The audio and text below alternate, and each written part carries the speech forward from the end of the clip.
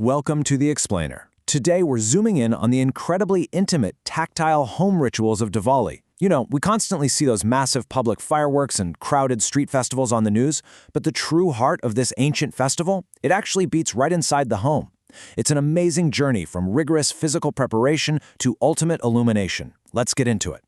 So think about it for a second. What exactly does a household have to do to get ready to reenact the ultimate victory of light over darkness and welcome prosperity?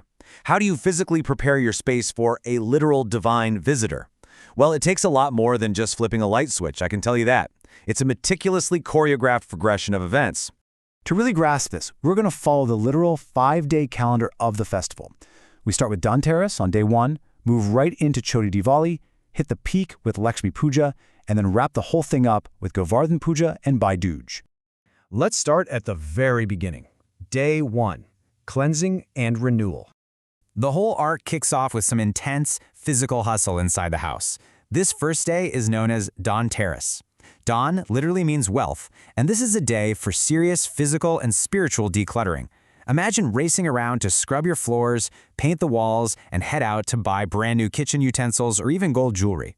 The tradition here is that the goddess of wealth and prosperity, Lakshmi, is actually out looking for homes to bless, and she's going to visit the absolute cleanest, most welcoming house first. It's just a massive, beautiful symbol of annual renewal. And right at the doorstep, you get this incredible visual pop of colored sand and flower petals. These are called rangolis. While the men of the house might be busy stringing up lanterns on the roof, the women and children are meticulously crafting these stunning, temporary geometric and floral designs. It's a vibrant, artistic invitation, drawn directly onto the earth, specifically designed to beautifully welcome the divine right at the entryway. Then, the day wraps up with a much more sobering, protective ritual. You'd notice the really sharp, distinct smell of sesame oil in the air as families light a very specific lamp made of wheat flour. It's called a Yama Deepam. Placed facing south at the back of the home, this lamp is lit specifically for Yama, the god of death, to basically ward off untimely demise for the family. It's a profound ritual of protection before the main festivities really kick into high gear. Moving right along to day 2, warding off evil. Okay, this is where the tension builds, and we get some massive culinary excitement happening in the kitchen. The entire house completely fills up with the rich, mouth-watering aroma of ghee, dry fruits, and mawa, which are milk solids. Families are rapidly preparing literal mountains of delicate sweets or mithai, wrapped in edible silver foil. We're talking endless trays of ladus, barfis, halwa, and kachoris. And honestly, it takes serious willpower not to just eat them all right on the spot, because they're being painstakingly stockpiled to share with guests, friends, and business associates over the coming days. The sheer calorie count alone is totally enough to rival the fireworks. Meanwhile, the physical purification rituals are still going strong. Down in regions like Tamil Nadu, the day starts way before the sun even comes up with this deeply intimate family ritual. The elders give a protective oil massage to the younger members of the family, and that's immediately followed by a cleansing ritual bath. It's such a beautiful, tactile moment of generational bonding and physical renewal in the quiet hours of the morning.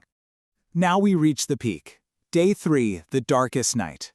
This is the absolute height of the festival, Lakshmi Puja. And here, that energetic hustle transitions into this really reverent, awe-inspiring tone. And it perfectly captures the core paradox of Diwali. If you look at the calendar, this event actually falls on the absolute darkest night of the Hindu lunar month of Ashvin, or Kartika. It's the new moon. Yet, families intentionally use this pitch-black night as the ultimate backdrop for their brightest, most illuminated displays of the entire year. The deepest darkness is literally a necessary prerequisite for the light. That deep, new moon darkness is completely pierced by countless earthen diyas. These are small, oil-filled lamps, and they're placed everywhere, in rows along parapets, tucked inside living rooms, lining front walkways, and sometimes are even set adrift on rivers. They completely transform the home's architecture into a glowing beacon. According to the epic Ramayana, these lights were originally lit to guide Lord Rama and his wife Sita back to their kingdom after they defeated the demon king Ravana. So it's celebrating that ultimate victory of good over evil. But here is the really crucial takeaway. This pristine, brightly lit home isn't just festive decor. It actually holds profound ecological and spiritual meaning. Scholars point out that it's a spiritual reenactment of the Earth being physically cleansed by the recent monsoon rains that wash across the Indian subcontinent. Just as the heavy rains wash the world anew, this meticulously cleaned and illuminated home represents a totally fresh, purified start for the entire family. So on this peak night, the family comes together wearing fresh new clothes, often vibrant, brand new saris, for reverent prayers to Lakshmi and Ganesha. And then that quiet reverence totally erupts. We're talking a massive sensory explosion of patake or firecrackers. The sheer cacophony of sound is designed to ward off any lingering evil spirits and bid a loud, joyful farewell to ancestral souls who visited for the season. And of course, the whole night culminates in a massive shared family feast, finally diving into all those stockpiled sweets they made the day before. Which brings us to the wind down. Days 4 and 5, sustaining bonds. After that climactic high of the darkest night, these final 2 days offer this really heartwarming denouement. It's all focused on earthly and communal connections.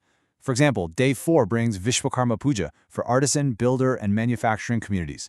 It's this intimate, highly focused ritual where they clean and offer grateful prayers to their actual tools of the trade, the looms, the machines, their workspaces.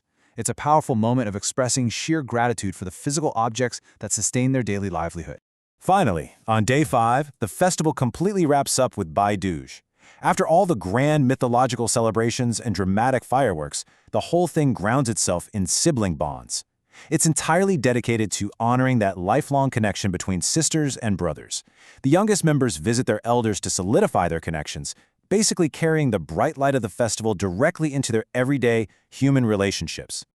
So, as we look back on these 5 days of intense sweeping, joyful cooking, and lighting lamps to dispel ignorance, I want to leave you with a thought. How do you clear the darkness to make room for renewal in your own life? Thank you so much for joining me on this explainer. I really hope it illuminated something completely new for you today.